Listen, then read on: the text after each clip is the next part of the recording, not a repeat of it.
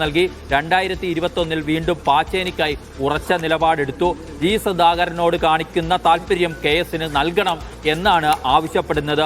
High command അനുകൂല തീരുമാനം കൈക്കൊള്ളണമെന്ന ആവശ്യം കൂടി മുന്നോട്ട് വയ്ക്കുന്നു. അതായത് അസംതൃപ്തരായ ഒരു പട കെ സുധാകരന് പിന്തുണയ്ക്കുന്നുണ്ട് എന്ന് വേണം നമ്മൾ മനസ്സിലാക്കാൻ.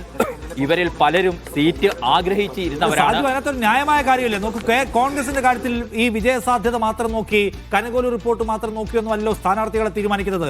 KC വേണുഗോപാൽ അദ്ദേഹത്തിന് വേണ്ടിയുള്ള സ്ഥാനാർത്ഥികൾക്ക് വേണ്ടി പിടിക്കുന്നുണ്ട്, നടപ്പിലാക്കുന്നുണ്ട്. VD സതീശൻ അവരുടെ സ്ഥാനാർത്ഥികൾക്ക് വേണ്ടി, രമേശ് ചെന്നിത്തല അവരുടെ സ്ഥാനാർത്ഥികൾക്ക് വേണ്ടി. കേരളത്തിലെ ഒരു സീനിയർ ലീഡറായ സുധാകരനും ആ പിടി പിടിച്ചുകൂടെ? അതിൽ സുധാകരൻ മാത്രം ഒരു അധികാരമോഹി, സ്വാർത്ഥമോഹി എന്നതിലേക്ക് ലേബൽ ചെയ്യുന്നതിൽ കുഴപ്പമില്ല സാജു.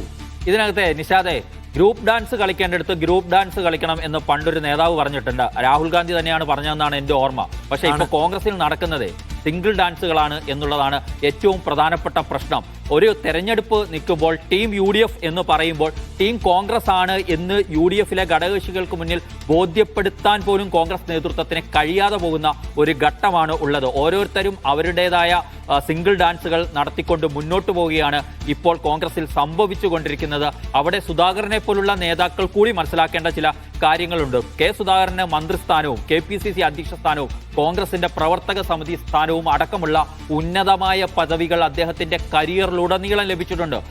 ശരിയാണ്, സുധാകരൻ കണ്ണൂരിൽ രാഷ്ട്രീയ എതിരാളികളോട് മല്ലിടിച്ച് അവിടുത്തെ പ്രവർത്തകരുടെ വികാരങ്ങൾ ഉൾക്കൊണ്ടുകൊണ്ട് അവരുടെ പ്രവർത്തകരുടെ സംരക്ഷകനായി ഏത് അങ്ങേയറ്റം വരെയും പോകുന്ന പ്രവർത്തകരുടെ ആത്മാഭിമാനം ഉയർത്തി നിൽക്കുന്ന നേതാവൊക്കെയാണ്. അപ്പോഴും ഒരു നിർണായകമായ തിരഞ്ഞെടുപ്പ് സമയത്ത് ഇങ്ങനെയാണോ ഒരു പാർട്ടിക്കുള്ളിൽ നിന്ന് പ്രവർത്തിക്കേണ്ടത് എന്ന ചോദ്യം കെ സുധാകരൻ കൂടി അഭിമുഖീകരിക്കപ്പെടേണ്ടതാണ്. കാരണം അയാൾ കോൺഗ്രസിന്റെ പ്രവർത്തക സമിതി എന്ന ഏറ്റവും ഉന്നതമായ ബോഡിയിലെ അംഗമായ ഒരാളാണ് കെ സുധാകരൻ. അങ്ങനെ ഒരാൾ നൽകേണ്ട രാഷ്ട്രീയ സന്ദേശം നിർണായകമായ കഴിഞ്ഞ 10 വർഷങ്ങളിൽ അധികാരത്തിന് പുറത്തു നിന്നിരുന്ന ഒരു പാർട്ടി ഒരു തെരഞ്ഞെടുപ്പിനെ അഭിമുഖീകരിക്കുന്ന ഘട്ടത്തിൽ ഇങ്ങനെയാണോ പോകേണ്ടത്? രാഷ്ട്രീയ ധാർമ്മികത വേണമെങ്കിൽ സുധാകരൻ ആലോചിക്കാന്ന് വെച്ചാൽ കോൺഗ്രസിൽ അതാണോ നടക്കുന്നത്?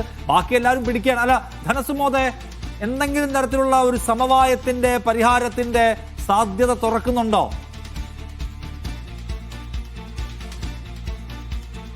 നിഷാദ്, ഇപ്പോൾ പരിഹാരത്തിന്റെ ഒരു ചെറിയ സാധ്യത, ഒരു ചെറിയ വെളിച്ചം തുറന്നു കിടക്കുകയാണ്.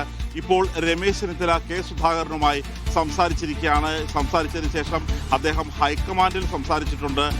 രമേശ് ചെന്നിത്തലയോട് ആവശ്യപ്പെട്ടിരിക്കുന്നത് അദ്ദേഹത്തിന് സീറ്റ് നൽകാതെ ഒരു ഒത്തുതീർപ്പിനും ഇല്ല എന്നുള്ളത് തന്നെയാണ്. ഈ വിഷയം അദ്ദേഹം വീണ്ടും ഹൈക്കമാൻഡിനോട് അറിയിച്ചിരിക്കുകയാണ്.